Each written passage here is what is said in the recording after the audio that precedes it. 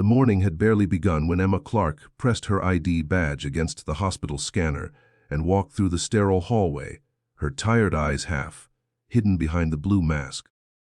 She'd been on double shifts for almost a week, yet she never complained. Not because she didn't feel exhaustion, but because she knew what it meant to be needed.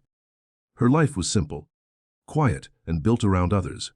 Every morning, she'd tuck a loose strand of blonde hair behind her ear, smile at the patients, and tell herself, someone out there might just need hope today. And hope was something Emma carried like oxygen. It kept her alive, even when her own life felt empty. That morning, a new name appeared on her patient list. Mr. Daniel Ross, kidney failure, in the ICU. Transplant needed immediately. His condition was listed as critical. The doctor briefing the nurses said the patient was a private case, which usually meant one thing: money was involved. But when Emma walked into his room for the first time, she saw not a wealthy man, but a broken one. Daniel Ross lay unconscious, pale as the sheets around him. Tubes connected to every vein, machines humming beside his hospital bed. The chart at the foot of his bed said he was 42 years old. His dark hair was flecked with silver, his jawline sharp, but his face told stories of sleepless nights and unspoken grief. She could tell he wasn't just sick in body. He was carrying a sickness of the soul, too. No visitors. No flowers. No laughter. Just silence. Emma adjusted his IV drip and whispered softly, "You're going to make it, Mr. Ross." She didn't know who he was. Didn't know that outside those hospital walls, Daniel Ross was one of the most powerful CEOs in New York City. The kind of man whose signature could move millions, whose company built skyscrapers that touched the clouds. Yet inside that room, none of that mattered. He was just another human being fighting to live. Days turned into weeks. Emma became his silent guardian. She'd sit beside him during her breaks, reading softly or humming to fill the emptiness. Sometimes, she imagined the kind of life he must have lived. Success, money, luxury. But none of that seemed to matter anymore. Illness has a way of stripping people down to their core. Then one night, the doctor called for an emergency meeting. "His kidneys are shutting down completely," Dr. Patel said gravely. "We're out of time. Unless we find a donor in the next 48 hours, he won't make it." Emma felt her heart twist. She looked around the table at her colleagues. Everyone stared at the charts, no one speaking. She could barely hear the rest of the conversation. Something inside her whispered, "You can do something." After her shift, she sat alone in the empty hospital chapel, hands trembling in her lap. "God," she whispered, "if there's a reason you put me here, let me be the reason someone lives." The next morning, she walked straight to the transplant coordinator's office. "I want to get tested," she said firmly. "For Daniel Ross."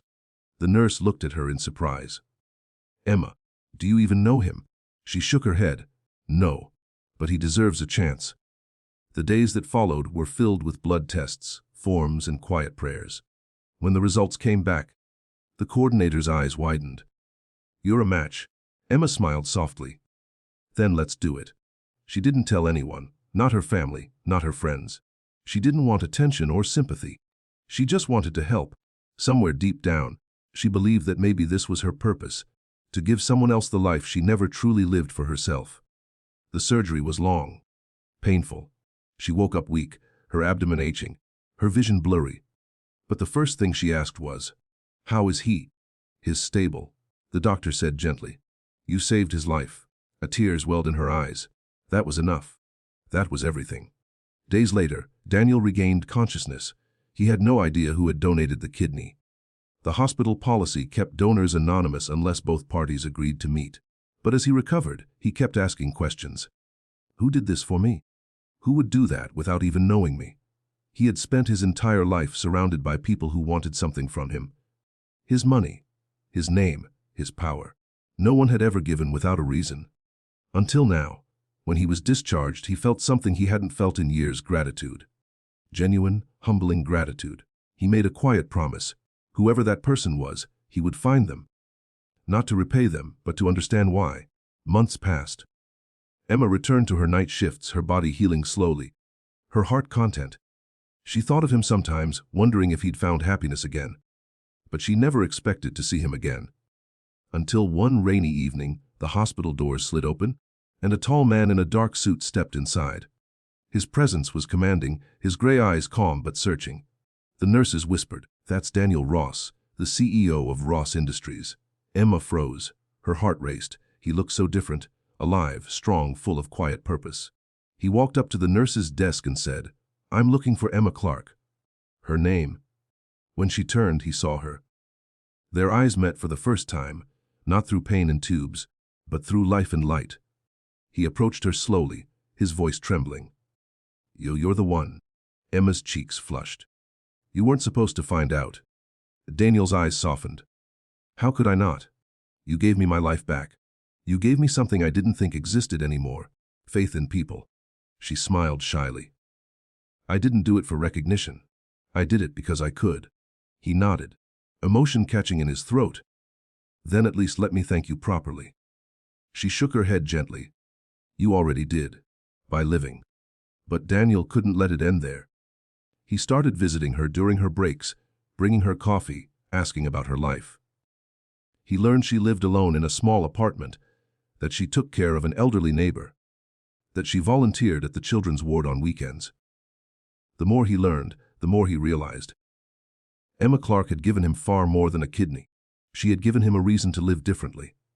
Over time, their friendship deepened into something fragile yet profound. He invited her to charity events, not as a guest of honor, but as a partner. They started projects together, free clinics, community hospitals, organ donation awareness campaigns. The world saw a billionaire and a nurse, but Daniel saw the woman who reminded him that life was about giving, not having. One evening, months later, he stood on the stage at a charity gala, surrounded by hundreds of guests.